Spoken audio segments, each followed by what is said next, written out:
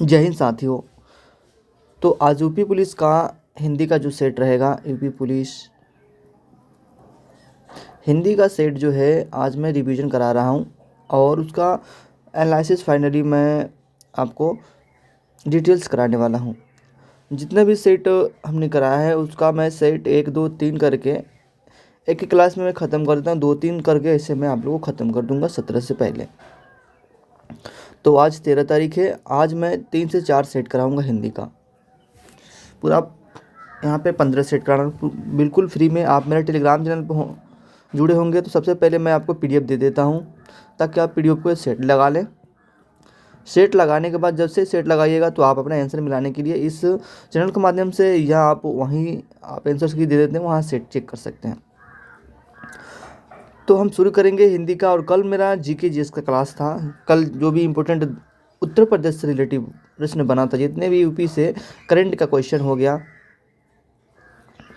Current हो गया, GK GS हो गया, ये सभी क्वेश्चन रिलेटिव यूपी से रिलेटिव, करंट से क्वेश्चन रिलेटिव और जीके से रिलेटिव मैंने क्वेश्चन कल का सेट में करा है। और चाहे तो आप जाकर वहाँ देख सकते हैं।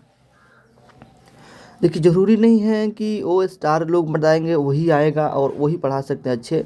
अपने पास सुविधा नहीं है, इसलिए हम लोग क्या है, थोड़ा सा स्टार नहीं तो स्टार तो हम लोग भी कहलाते। क्योंकि देखिए, वो जो कंटेंट देते हैं और इस कंटेंट में आप थोड़ा एक बार मिला के देखिए, क्या प्रैक्टिस सेट लगा रहे हैं तो कितना मुझे इसमें आ रहा है। और ये प्रैक्टिस सेट जो है ना, आपको जो प्रीवियस ईयर का जो पहले प्रश्न था उसके अनुसार हमने मिलाया, एनालिसिस किया, तब जाके इस सेट को हमने चूज किया। और ये सेट आप लोगों को कोई पैसा यहाँ पे नहीं लगना, बिल्कुल फ्री है सेट। आप चाहें तो यहाँ से आप टेलीग्राम से ले सकते हैं, नहीं तो आप अपना प्ले स्टोर से डाउनलोड कर सकते हैं। आप जहाँ से आप इच्छा करें डाउनलोड कर सकते हैं। चलिए, ये सेट देखिए आपको बिल्कुल फ्री मिलने वाला है। UP police 2024 new exam pattern पर आधारित है और संपूर्ण हिंदी सेट समाप्त। और यहाँ पे नीचे लिखा हुआ रिवीजन। तो हम शुरू करेंगे आपको सेट रिवीजन के तौर पे, और आपको जहाँ तक हो सके मुझे, जहाँ तक मैं आपको स्पष्ट रूप से बताने वाला हूँ। तो सबसे पहले मैं यहाँ से अब स्टार्ट करूँगा। ये इजी से मॉडरेट मैं आपको स्टार्ट करने वाला हूँ। तो यदि आपको क्वेश्चन याद है तो आप ज़रूर बता सकते हैं। सबसे पहले यहाँ पे जो 11 नंबर क्वेश्चन है उसको देखिए क्या कह रहा है। घ का उच्चारण कौन सा स्थान है? तो घ का उच्चारण का स्थान कौन सा होता है? तो सबसे पहले यहाँ पे देखिए, ये याद रखिएगा, KTM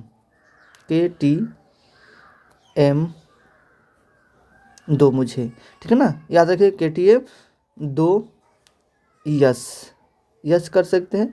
यस मतलब ये दोनों तालु से होता है। KTM मैंने क ख ग घ इसमें पूरा आ जाएगा, अंगत तक। कितना तक आ जाएगा? क से अंगत तक आपको इसमें आ जाएगा KTM 2 में, ठीक है ना।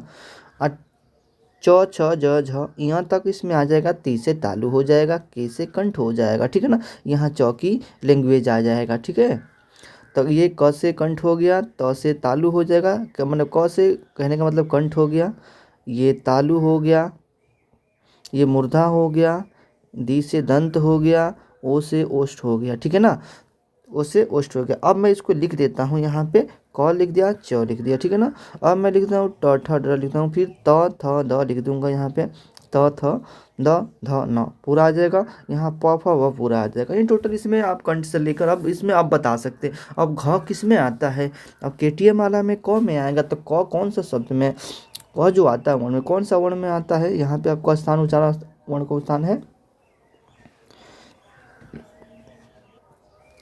तो ये आपका जो होगा कंठ यहाँ पे हो जाएगा, ठीक है। अब ये दंत वाला, तो दंत वाला देख लीजिए कौन सा आता है, दंत वाला। तो त थ द ध इसमें आएगा दंत में। तालु में च छ ज झ टी से त से तालु हो गया। मूर्धा में कौन सा आएगा? M से मूर्धा होता है, तो ट ठ ड ढ आएगा यहाँ पे, तो ट ठ ड ढ लिख दीजिए। तो टोटल इसमें आप समाप्त हो गया। ये तो आप नहीं भूलिएगा अभी। नेक्स्ट क्वेश्चन देखते हैं, 12 नंबर। देखिए, किस समास में दोनों पद मिलकर एक नया अर्थ प्रकट करते हैं? मैंने कौन सा समास है जो दोनों पद मिलकर एक नया पद अर्थ प्रकट करते हैं? देखिए जी, थोड़ा सा ये PDF जो है आप जो है 480 360 में करके देखेंगे तो अच्छा दिखाई देगा, मुझे पूरा पूर्ण विश्वास है। और आपका डेटा भी उतना नहीं जाए। बहुत लोग होते हैं, बहुत सारी क्लास देखते हैं 720 480 में देखते हैं, तो ये क्लास तो थोड़ा आप थोड़ी सी देख ही सकते हैं ना। अब देखिए इसमें कहने का मतलब है कि किस समास में दोनों पद मिलकर एक नया अर्थ प्रकट करता है। देखिए ऐसा मतलब एक समास है ना जो अपना अर्थ ना देकर दूसरा अर्थ देता है, उसको क्या कहते हैं। दोनों पद मिलकर एक नया अर्थ देगा तो उसमें बहुब्रीहि समास हो जाएगा। क्यों बहुब्रीहि समास होगा, अब मैं बताता हूँ। जैसे कि मैं कहूँगा गजानन कह दिया, लंबोदर कह दिया, लंबोदर कह दिया, गजानन, लंबोदर। तो ये देखिए लंबोदर कहने का अर्थ मुझे कहाँ जा रहा है, तो लंबोदर कहते ही मुझे याद आ जाएगा, शायद मुझे याद आ रहा है कि आप गणेश भगवान के बारे में कह रहे हैं, तो ये नया अर्थ देता है। अब यहाँ पे मैं समास के बारे में थोड़ा जो भी मैं डिटेल्स बताने वाला हूँ वो थोड़ा गौर से सुनिए और आप उसको याद रखिएगा, ठीक है ना। गजानन मैंने बता दिया था, गजानन कौन सा समास है तो बताइए, बहुब्रीहि समास है। पीताम्बर में कौन सा समास है, पीताम्बर में, ये भी आपका बहुब्रीहि समास हो जाएगा। लंबोदर मैंने बता दिया। अब द्वंद्व समास क्या होता है, द्वंद्व समास क्या होता है, द्वंद्व समास के बारे में देखते हैं।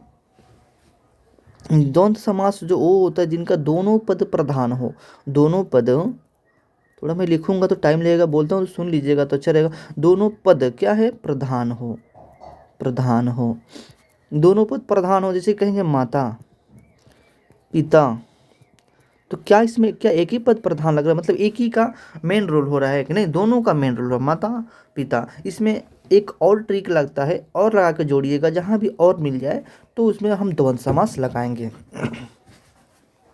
द्वंद्व समास उसमें लगाइएगा, आपका सही हो जाएगा। अब यहाँ पे दिया है इसमें कर्मधारय समास के बारे में देखते हैं। कर्मधारय समास में आपका जो है चेक करना है, कर्मधारय समास कब कहेंगे। देखिए कर्मधारय समास, कर्मधारय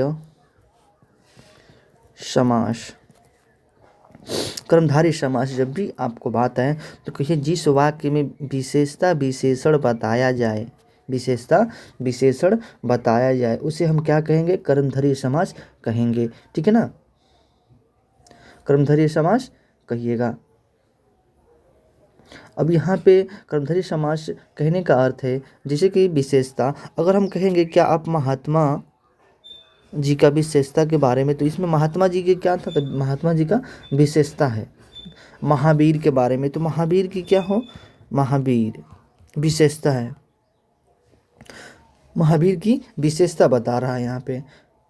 अब तत्पुरुष समास यहाँ पे दिया है, तत्पुरुष समास, तत्पुरुष समास में, तत्पुरुष समास का अर्थ समझिएगा, दूसरा पद प्रधान होता है इसमें, क्या दूसरा पद प्रधान होता है। अब मैं उसका दो खंड भी होता है और दूसरा पद भी प्रधान होता है। दूसरा पद प्रधान कैसे हो, राजपुत्र, राजपुत्र, तो राजपुत्र। अभी हो जाएगा कठफोड़,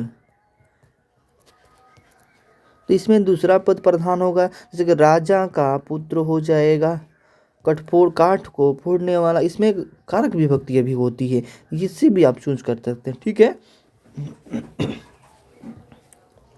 नेक्स्ट क्वेश्चन देखिएगा। अब ये दिया है कौन सी धावनी अल्प प्राण है। अब देखिए अल्प प्राण होता है, एक महाप्राण होता है, हमने शाम को इसके बारे में डिटेल्स देखा, अल्प प्राण और महाप्राण के बारे में। ये 30 नंबर क्वेश्चन है, चाहे तो आप इसका जो है सोल्यूशन आप दे सकते हैं कमेंट के जरिए, नहीं तो आप वेट करिए, ठीक है। उसके बाद मैं आपको बताता हूँ डिटेल्स, वो आपको सुनना है। अगर आप नोट कर रहे हैं तो नोट भी कर लीजिए, बिल्कुल नोट करने का समय नहीं, केवल सुन लीजिए, एक दो बार सुने इसे। अल्प प्राण होता है, एक महाप्राण होता है। हम अल्प प्राण कब कहेंगे और महाप्राण कब कहेंगे, हमारे ट्रिक से देखिए। हम भी ये नहीं हो कि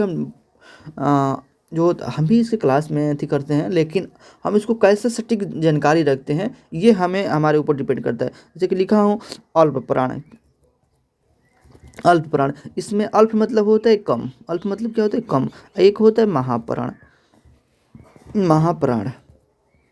अब यहाँ महा का अर्थ हमने लगाया है अधिक, क्या होता है अधिक, तो अल्प प्राण और अल्प प्राण और महाप्राण, तो इसमें लिखेंगे क ख ग घ अंग। इसी में हम आपको मैं बताऊंगा, जिससे कि अल्प प्राण में कैसे आपको समझ में आ जाएगा अल्प प्राण।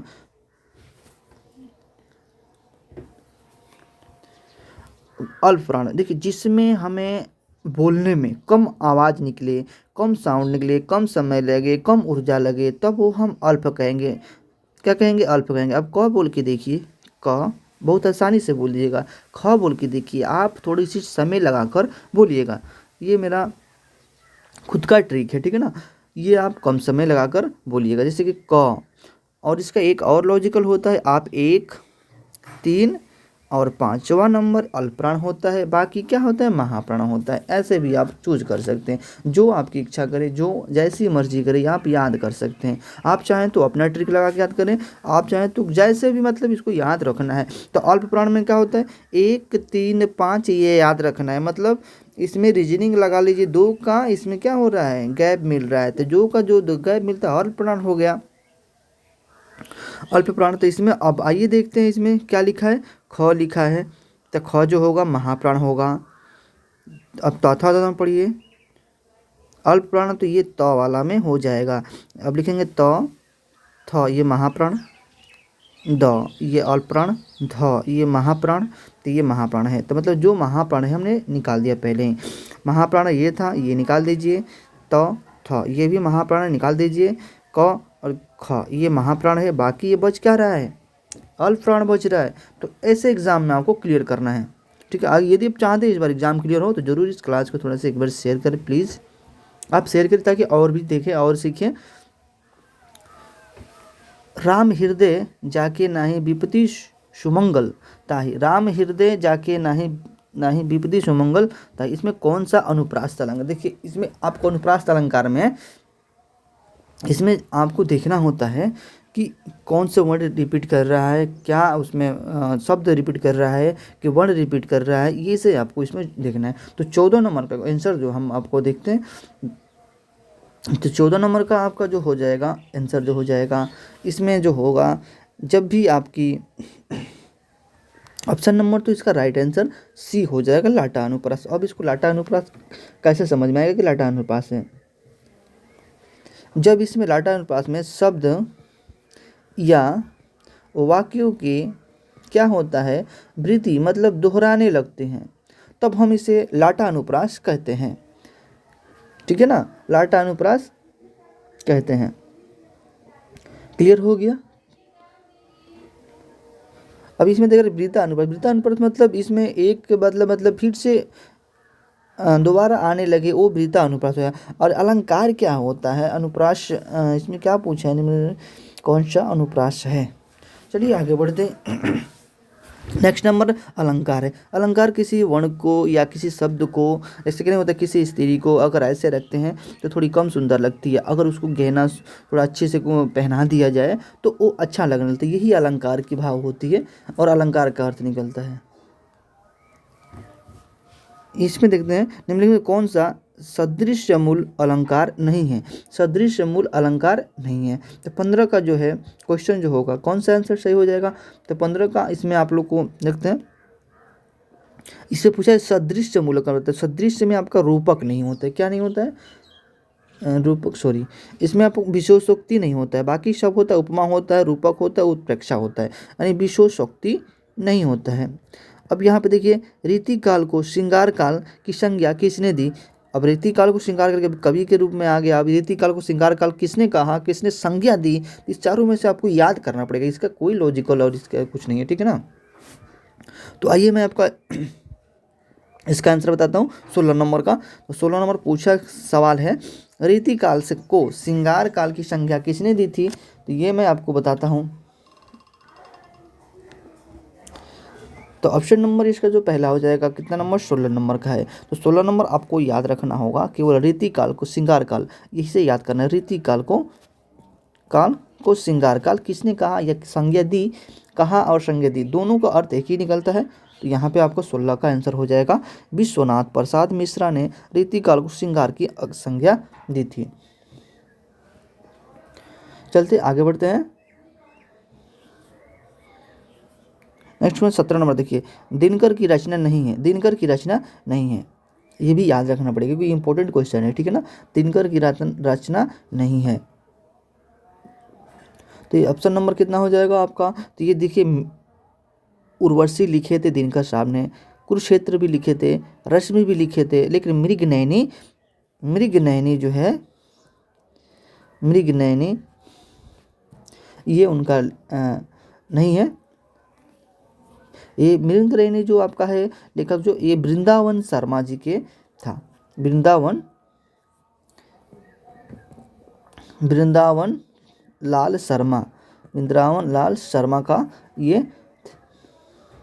नेक्स्ट क्वेश्चन देखिएगा, ये दिनकर की है, उर्वशी है, कुरुक्षेत्र है, रश्मि है। ये सभी आप लोग को याद रखना, तीनों बहुत इंपॉर्टेंट है, उर्वशी, रश्मि, कुरुक्षेत्र। तिरंगा शब्द में समास है, तिरंगा शब्द में कौन समास होगा? देखिए, अव्ययभावी समास, कर्मधारय समास, द्वंद्व समास, द्विगु समास। चलिए अब मैं आपको क्लियर करता हूँ, एक एक करके क्लियर करता हूँ, ठीक है ना। तिरंगा शब्द में अब देखिए, जिसमें तिरंगा शब्द में मैं पहले इसमें क्या आ रहा है? तिरंगा। कितने रंग आ रहा है? 3 रंगों वाला। तो इसमें 3 रंग, जिसमें आपको 1 2 संख्या की संख्या आ जाए, गिनती आ जाए, या हम उसे गिन सकें, तो हम उसे द्विगु कहते हैं। अब कहेंगे कि किसी याद नहीं हो पर इतना चीज़ पढ़ लेते हैं। तो चलिए, द्विगु मतलब क्या था? 1 2 की संख्या आ रही है तो ये क्या है? द्विगु संख्या वाला है तो द्विगु मार देंगे। द्वंद्व समाज मैंने बताया था, कर्मधारय समाज, अव्ययभावी समाज नहीं बताया था। अव्ययभावी समाज क्या होता है? जिसकी अव्ययभावी समास वो होता है जो हम किसी शब्द में परिवर्तन नहीं कर सकते, जैसे प्रति हो गया, भर हो गया, भरपेट हो गया, ये सब हम जिसमें परिवर्तित नहीं कर सकते शब्द में। किस पंक्ति में अपनहुति अलंकार है? अपनहुति अलंकार है। 19 नंबर क्वेश्चन का आंसर क्या होगा? 19 नंबर क्वेश्चन का आंसर जो हो जाएगा, ये पूछा गया है कि इसमें किस पंक्ति में अपहुनति अलंकार है? तो ये चंद्र नहीं मुख है इसमें आप लोग को, जिसमें नेगेटिव मार्क आ जाए अपहुनति अलंकार। आइए, गधा का तत्सम रूप है, गधा का तत्सम रूप गधा का तत्सम रूप क्या हो जाएगा? गधर्व हो जाएगा तत्सम रूप। गधा क्या है? तो गधा जो है आपका क्या है? ये तत्सम तद्भव है। क्या है? तद्भव। 2 शब्द होता है, जैसे कि मूल शब्द में ना, मूल शब्द नहीं, सॉरी, ये मैं आपको उपसर्ग का प्रत्यय बता रहा हूँ, I am really sorry friends, ये गधर्व हो जाएगा। अब ये तत्सम क्या होता है? तत्सम थोड़ा जान लेना जरूरी है। तत्सम क्या है? जान लेना जरूरी है। तत्सम रूप, तत्सम रूप क्या होता है? तत्सम रूप जो होता है ये संस्कृत का शब्द होता है। किसका शब्द होता है? संस्कृत का शब्द होता है। संस्कृत थोड़ा अच्छे से मैं नहीं लिख पाया, आप सुन लिए ना। तद्भव, तद्भव का ये जो होता है शब्द होता है, तद्भव का होता है। हिंदी वाला जो होता है तद्भव का, संस्कृत वाला होता है जो तत्सम का। नेक्स्ट क्वेश्चन देखते हैं, इसका राइट आंसर गधर्व हो जाएगा। अलंकेश परवाची शब्द है, अलंकेश परवाची शब्द है। अलंकेश किसका परवाची शब्द है? अलंकेश परवाची शब्द किसका परवाची शब्द है? कितना नंबर है? 21 नंबर है। 21 नंबर में आपका आंसर जो दिया गया है, अलंकेश का परवाची शब्द बताना है। बहुत सारे परवाची शब्द, इसमें विलोम शब्द, परवाची शब्द, दोनों में से आपको कोई छोड़ने वाला नहीं है। और नहीं आपको याद नहीं करिएगा, जितने इससे भागिएगा उतने भाग आएगा, ठीक है ना। इसमें नहीं है ना पूछा है, तो इसमें अलंकेश का परवाची जो होता है मैं आपको बता देता हूँ। अलंकेश जो होता है ये आपको कुबेर का परवाची होता है। ऑप्शन नंबर सी जो होता है कुबेर का धनपति भी होता है, ये भी आपको याद रखना। धनाधि होता है, धनपति होता है। अब यहाँ पे दिया है चपला जो होता है, चपला क्लियर करते हैं। चपला, जो लोग चप्पल पहन के काम करते हैं, बिजली वाले होते थे, देखिए चपला होता है, चंचला होता है, सौदामिनी, दामिनी होता है, ताड़िता होता है, ये आपका बिजली का होता है। अब यहाँ पे बादल का दिया है, क्या दिया है? बादल का। ये चपला वाला सुनिए ना, तड़ित हो गया, बिजली हो गया, सौदामिनी हो गया, ये बिजली का हो गया। बादल का देखिए मेघ होता है, ये तो सब लोग जानते हैं, ये तो छोटा सा मेघ होता है, पहले ही जानते हैं मेघ होता है। नीरद भी होता है, नीरद भी होता है, क्या होता है? नीरद होता है,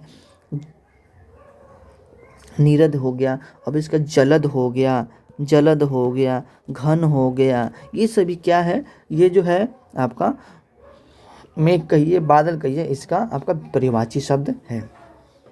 मैंने उसको बता दिया था, ये भी याद रखिए ना, बहुत बड़ा बहुत ही इंपॉर्टेंट है। और ये जंगल का परवाची भी याद रखिएगा, कानन हो गया, विपिन हो गया, ये आपको कंतार हो गया, ये सब आपको याद रखना है, किसी हाल में याद रखना है। इसमें आप त्रुटि शब्द को चयन करना है। जैसे वाक्य पढ़ना है और इसमें कौन से शब्द ए में, बी में, सी में, डी में कौन से शब्द में गलत है, इसको चूज करना है। अगर नहीं है तो डी चूज करना है। तो ये 22 नंबर क्वेश्चन देखते हैं। कह रहा है धनवान को व्यर्थ बेकार में सहायता, धनवान को बेकार में सहायता किसमें देकर लाभ नहीं होगा। ऑप्शन नंबर ये ए हो गया, बी हो गया, सी हो गया, डी हो गया। तो ऑप्शन नंबर देखिए, धनवान को बेकार में सहायता देकर कोई लाभ नहीं होगा। यहाँ ऑप्शन नंबर ए जो है ऊपर वाला है, बी जो सहायता है, और ये सी जो है लाभ है, और डी जो कोई त्रुटि नहीं है। तो ऑप्शन नंबर इसमें आपको बी जो होगा सहायता जो है यहाँ पे गलत हो जाएगा, क्योंकि धनवान को व्यर्थ बेकार में, अगर हम किसी को धन क्या कर रहे हैं, व्यर्थ बेकार कर रहे हैं या धन दे रहे हैं, तो ये क्या होता है, सहायता एक प्रकार के यहाँ पे अनुचित शब्द इस यहाँ पे लग रहा है, इसलिए यहाँ पे राइट आंसर इसका बी हो जाएगा। और यहाँ पे बी नंबर क्या है, बेकार जो है, सॉरी सहायता जो है बोल रहे हैं, बेकार ना, बी नंबर तो बेकार आएगा। बेकार जो है ना यहाँ पे निरार्थक शब्द है, सार्थक नहीं हो रहा है। जिसके पास कुछ ना हो उसके लिए हम एक शब्द वाक्यांश के लिए चूज करना है। जिसके पास कुछ ना हो क्या कहते हैं हम, अकिंचन कहते हैं। क्या कहते हैं, अकिंचन कहते हैं, अकिंचन कहते हैं जिसके पास कुछ ना हो। ऑप्शन नंबर जिसके पास कुछ ना हो उसको क्या कहते हैं, अकिंचन कहते हैं। 24 नंबर आंसर देखिएगा, 24 नंबर क्या कह रहा है। 24 नंबर क्वेश्चन हमको देखते हैं। अब 24 नंबर क्वेश्चन कह रहा है कि निम्नलिखित पद में से कौन सा पद व्यय प्रत्यय लगने से बना है। तो कौन सा प्रत्यय लगने से, व्यय प्रत्यय लगने से बना है। अब मैं आपको प्रत्यय क्या होता है थोड़ा सा मैं आपको बता देता हूँ, उपसर्ग बता देता हूँ, दोनों यहीं पे क्लियर कर दूंगा। और जहाँ भी आएगा इसका जिक्र मैं करूँगा। प्रत्यय के मतलब होता है मूल शब्द के पीछे लगना, यानी प से प्रत्यय, प से पीछे लगना, अ से उपसर्ग, अ से आगे लगना, ठीक है ना। तो उपसर्ग वाला क्या हो गया आगे और प्रत्यय वाला पीछे। तो अब इसमें चूज करना है व्यय प्रत्यय लगने से बना है। तो ये देखिए खे रवैया हो गया, खेवैया हो गया, डटैया हो गया और बेचैया हो गया। तो इसमें जो ये दोनों ऑप्शन नंबर बी और डी तो ऐसे ही कट जाएंगे, क्योंकि ये हमें वो का इसमें यूज नहीं हुआ है। 14 नंबर जो कह रहा है वो का यूज नहीं हुआ है। अब देखिए र कोई शब्द होता नहीं है, इसलिए ए नंबर भी कट जाएगा। रवैया जो हो इसमें हो जाएगा, खवैया जो है इसमें लगा हुआ है वया प्रत्यय। अब देखिए पितृ प्लस अनुमति का सही संधि पद है। तो कौन सा संधि विच्छेद होगा या संधि पद होगा, तो पितृ प्लस अनुमति, पितृ प्लस अनुमति तो क्या हो जाएगा ऑप्शन नंबर 25 का बताइएगा इसका, पितृ प्लस अनुमति। तो यहाँ पे आपको देख रहे हैं पितृ प्लस अनुमति, तो पितृ प्लस तो पितृ अनुमति, पितृनुमति हो जाएगा यहाँ पे, पितृनुमति यहाँ पे राइट आंसर हो जाएगा। 26 नंबर देखिए वर्तिका एक तद्भव रूप है। वर्तिका का तद्भव रूप क्या होगा, वर्तिका किससे कहते हैं। अब इसको संस्कृत शब्द है, हिंदी में बताना वर्तिका। बाती को कहते हैं, बात को कहते हैं, बाती को कहते हैं। यहाँ पे ये दोनों अब थोड़ा सा इसमें ये लिखा है बत्ती, बाती को कहते हैं, वात को कहते हैं। तो ये ऑप्शन नंबर जो बाती को कहते हैं वर्तिका, जो कहते हैं बाती को कहते हैं। ओके, और ये जो दिया गया शब्द, ये जो लिखा हुआ है ये जो सही लिखा नहीं हुआ, इसलिए तो अगर बा यहाँ रहता भी तो नीचे सही हो जाता। अब ये जो आपका 27 नंबर क्वेश्चन जो कह रहा है इसको मिलाना है। क्या करना है आप लोग इसको 27 को जो है इसमें बताने वाला कुछ नहीं है, ये गधान से इसको पढ़कर आपको क्या करना है, सही करना है। 27 नंबर क्वेश्चन दिया है, यानी इसको मिलाना है यौरा लौवा करके। यहाँ पे जो दिया गया है इसको सार्थक शब्द में इसको बना के मिला देना है। आइए मैं सार्थक शब्द बनाने के लिए प्रयास करता हूँ और आप भी मेरे साथ प्रयास करिए। जैसे कि यहाँ पे लिखा है प्रायः होना चाहिए, प्रायः होना चाहिए, क्या होना चाहिए? प्रायः होना चाहिए अग्नि का धर्म, प्रायः होना, 6 नंबर जो कह रहे हैं प्रायः होना चाहिए। जिस प्रकार अग्नि का धर्म, जिस प्रकार अग्नि का धर्म दहकाना दहकाना है, उसी प्रकार मनुष्य का धैर्य उसके स्वभाव प्रायः होना चाहिए। तो ऑप्शन नंबर सी जो है यहाँ पे थोड़ा सटीक बन रहा है, आप लोग थोड़ा अपने कॉपी में देख लें इसको। चाकू का बहुवचन रूप क्या होगा? चाकू का बहुवचन रूप क्या होगा? 28 नंबर। ये जो चाकू का बहुवचन रूप होगा, यानी चाकू का बहुवचन रूप चाकू ही होता है। जैसे कि बहुवचन रूप हमेशा ये चाकू ही होता है। आंसू का जैसे जिस तरह हम लिखते हैं आंसू का आंसू होता है, इसी का चाकू होता है। परिश्रम शब्द में विलोम क्या होगा? परिश्रम का विलोम क्या होगा? परिश्रम मतलब मेहनती होता है। इसका उल्टा शब्द क्या हो सकता है? परिश्रम मतलब क्या होता है? मेहनती। इसका उल्टा शब्द क्या होता है? विश्राम। क्या होता है? विश्राम मतलब मेहनती करना, और इसका आराम, विश्राम मतलब आराम करना। मंगल भवन अमंगल हारी द्रवहुषो दशरथ अजर विहारी। इन पंक्ति में किस छंद का प्रयोग हुआ है?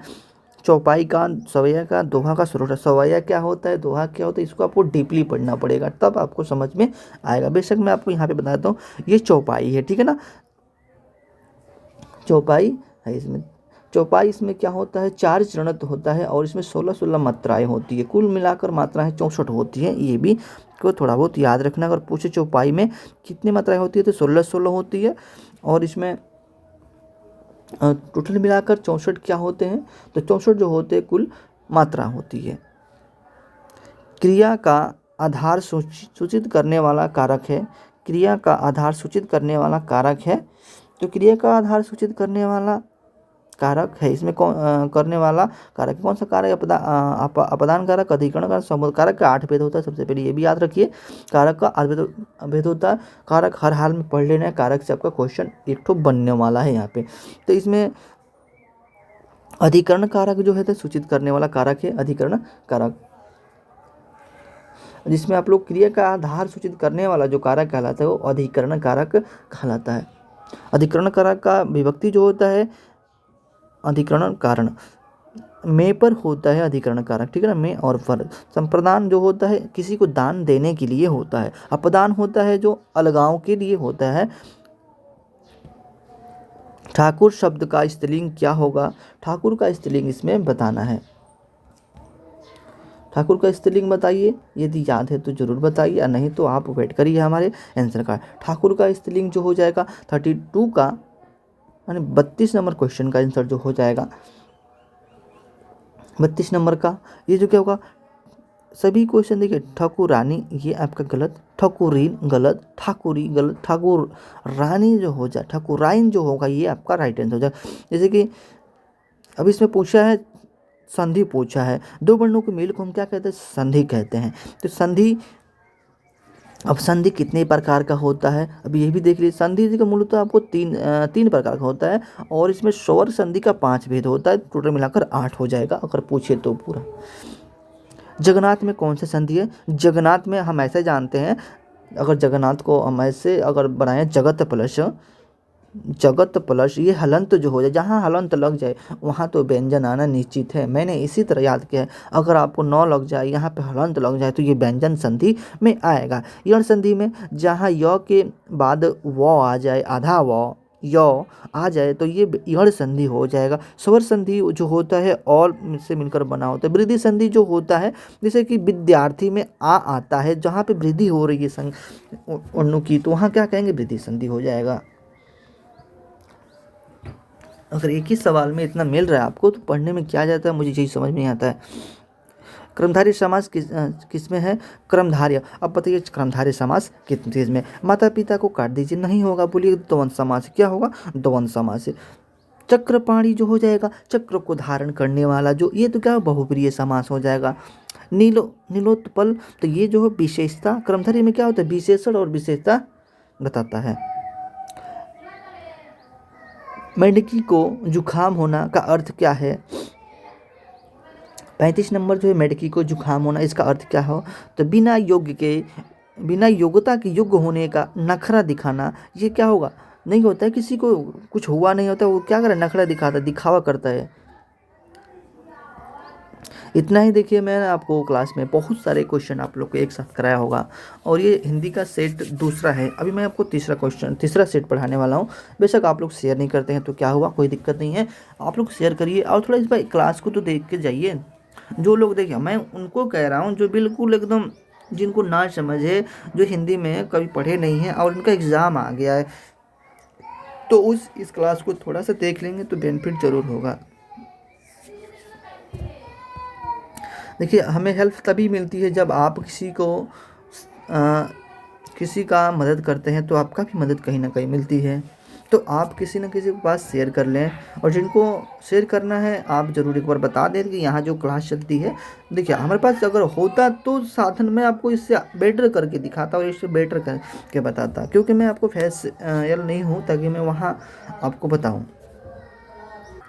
अब यहाँ पे जो मैंने बताया, इसको भी सार्थक शब्द बनाना है, एक सही क्रम में, सही वे में इसको सजा देना है। आइए मैं सही वे में सजाता हूँ।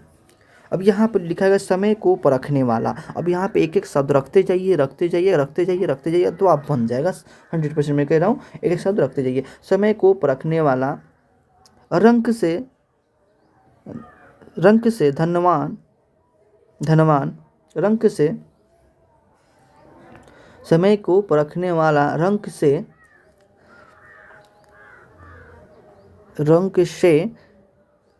और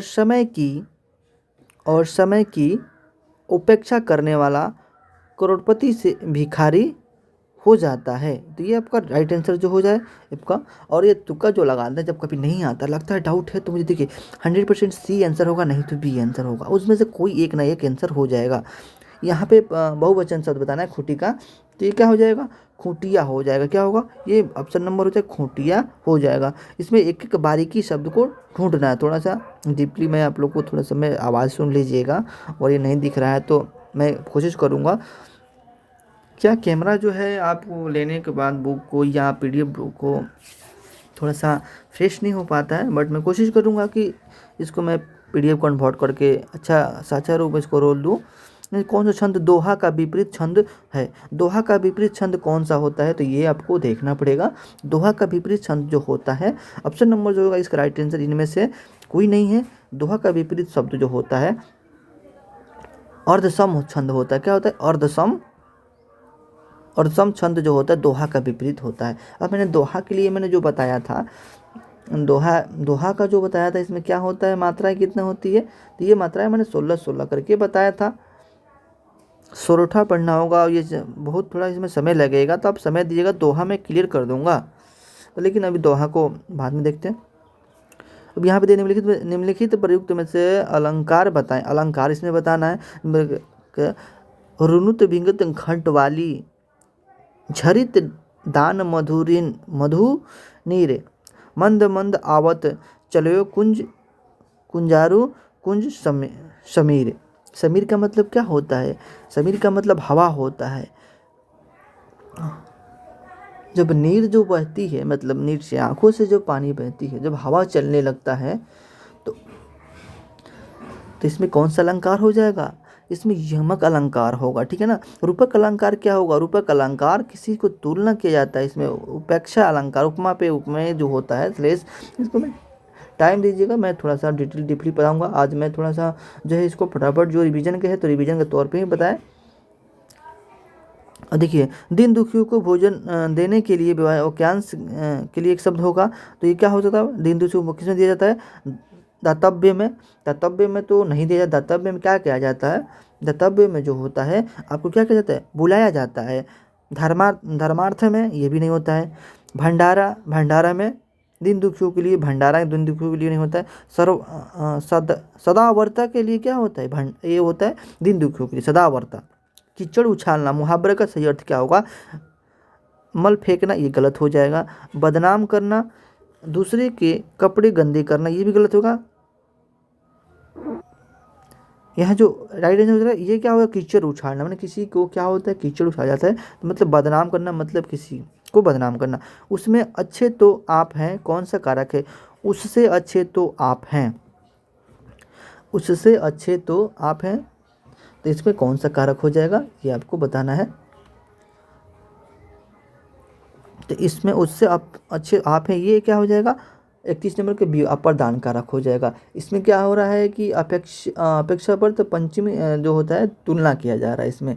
तो ये अपादान कारक क्या होता है, अलगाव के लिए होता है अपादान कारक, यह अधिकरण होता है मेरे पर कारण के साधन के लिए होता है, ये संबोधन के लिए होता है।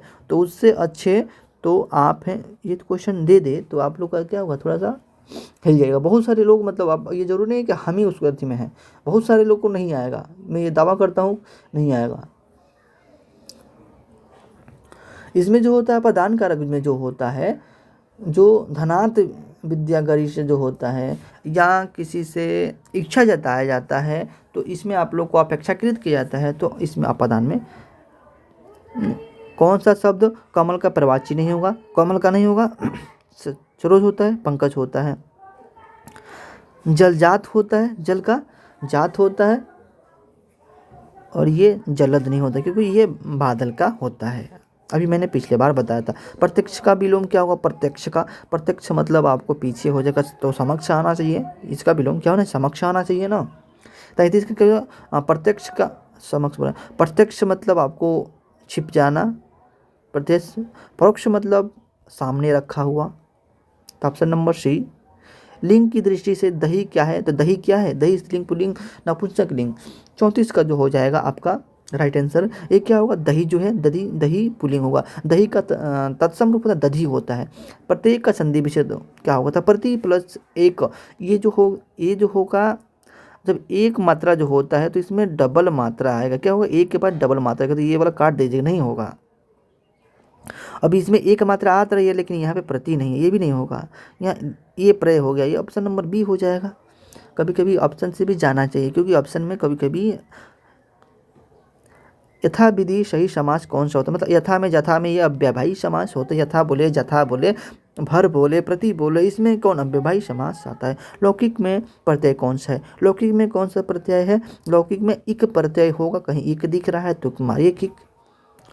12 नंबर क्वेश्चन देखिए, उसी तपस्वी से लंबे थे देवदार दी चिराण में खड़े, अलंकार कौन सा हो जाएगा। तो इसमें आप लोग को डरावन हो रही है या अति बढ़ा चढ़ा के बातें हो रही है, तो बढ़ा चढ़ा के बात करने वाला क्या होता है, अतिशोक्ति होता है। एक के साथ डबल शब्द आए तो ये श्लेष अलंकार होता है, अतिशोक्ति बढ़ा चढ़ा कर बात करने वाले होते हैं। तो यहाँ पे 12 नंबर क्वेश्चन है ना, तो 12 नंबर क्वेश्चन का आंसर जो आपको देना है 12 नंबर, और यहाँ पे जो सी नंबर का क्वेश्चन था तो इसका option number D right answer हो जाएगा। श्लेष जो अलंकार होता है जैसे कि एक के साथ डबल अक्षर 3 अक्षर, एक के साथ 2 है, जैसे कि रहीमन पानी रखी बिन पानी सब सुन, मतलब एक एक के साथ डबल डबल यहाँ पे अर्थ निकले, एक के साथ कई अर्थ निकल जाए तो हम क्या हो जाए एक शब्द के साथ, तो श्लेष अलंकार। अतिशोक्ति अलंकार अगर हम मानो हवा की जोर से ऐसे इसमें आप लोग को बढ़ा चढ़ा के बातें किया जाए, कुछ अलग है कुछ और बता रहे हैं तो क्या हो जाएगा श्लेष, उस बात अतिशोक्ति हो जाएगा। अब यहाँ पे देखिए अष्ट का तद्भव रूप क्या होगा, अष्ट मतलब होता है ये तत्सम रूप है, तो ये क्या 8 का है तो ये 8 होना चाहिए। जेते तुम तारे तेते नभ, ये अलंकार है, तो इसमें अलंकार मैं जल्दी से बता देता हूँ। इसमें क्या कह रहा है 14 नंबर क्वेश्चन जो कह रहा है, जेते तुम तारे तेते नभ में न तारे, इस पंक्ति में क्या है, जैसे तारे तुम हैं, इसमें क्या हो रहा है उपमा यम, मैंने बताया था यमक अलंकार जो होता है जब भी किसी का उपहास से तुलना किया जाए, जैसे कि पंक्ति में तुलना किया जाए तब हम कहेंगे यमक अलंकार है। इसमें क्या कर जेते तुम तारे तेते नभ में न तारे, इसमें क्या हो रहा है तुलना हो रही है एक के साथ दूसरे, मतलब जैसे तुम तारे हो जैसे नभ में तारे नहीं हैं। मेरे तो गिरधर गोपाल दूसरे ना कोई, जाके सिर मोर मुकुट तो सोई, इसमें पंक्ति में कौन सा रस है, कौन सा रस है इसमें बताना है। शांत रथ थे, शांत रथ क्या होता है जिसमें शांत की भाव हो, श्रृंगार रथ हो जिसमें श्रृंगार की, हास्य रथ मतलब जिसमें हंसने की भाव हो। 15 नंबर क्वेश्चन का आंसर जो हो जाएगा जो कह रहा है 15 नंबर, तो इसमें क्या हो जाएगा श्रृंगार की भाव हो रही है। जैसे मेरे तो गिरधर गोपाल दूसरे ना कोई, जाके सिर मोर मुकुट पर मोरे पति सोई। तो श्रृंगार हो जाए। गोबर गणेश किसका उदाहरण है? गोबर गणेश। तो जिसमें आप लोग क्या संप्रदान हो जाएगा?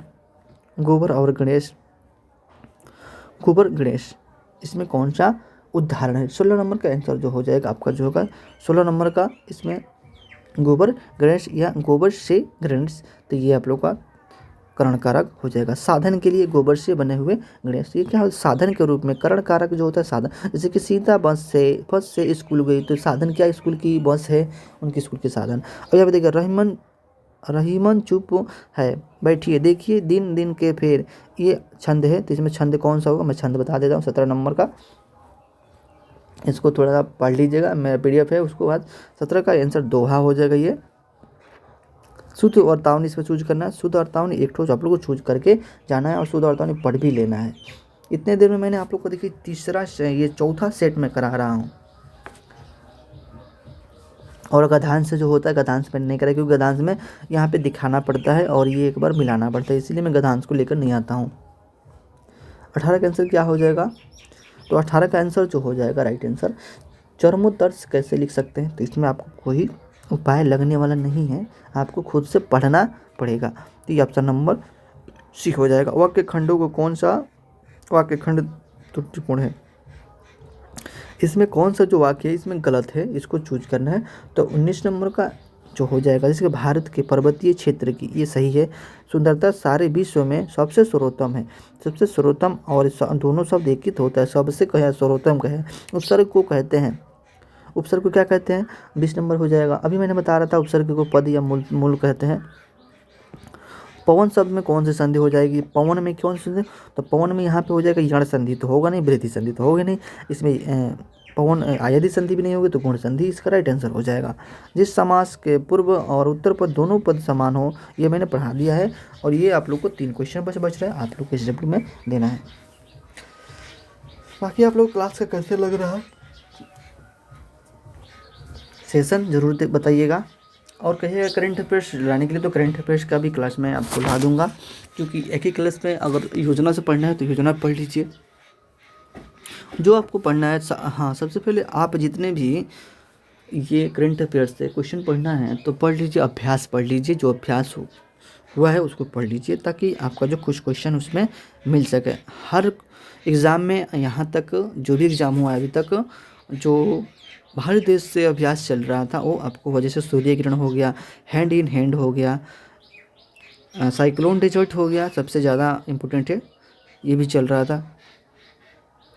और मंदिर से संबंधित प्रश्न भी 1-2 पढ़ लीजिएगा, ताकि आपका जो है उत्तर प्रदेश से रिलेटिव है मिलेगा। मैंने टोटल आपको 40 मिनट तक में आपका 3 सेट करा दिया। आप वो 3 सेट को करने के लिए कितना समय लगाइएगा मालूम है? आपको 3 सेट अगर याद करें तो हमें बहुत समय लगता है, और कोई बता रहा है तो कम समय लग रहा है। तो इस तरह आपको देखना है, जैसे आपकी इच्छा करे, आपकी मर्जी है। हम तो कहेंगे इसे शेयर करिएगा। और आप इस टेस्ट सीरीज देखने के पहले आप जाइए वहाँ पे ज्वाइनिंग कर लीजिएगा। तो मैं इस सेट को वहीं पे दे देता हूँ, जहाँ पे आप लोग को टेलीग्राम चैनल के लिंक है, इसमें भी ऐड कर देता हूँ, जहाँ आपको ये लिंक आप पढ़ लीजिएगा पहले, अब मैं कराऊँगा तब सुन लीजिएगा, तो बहुत बेनिफिट हो जाएगा। मिलते हैं नेक्स्ट वीडियो में। जय हिंद, जय भारत।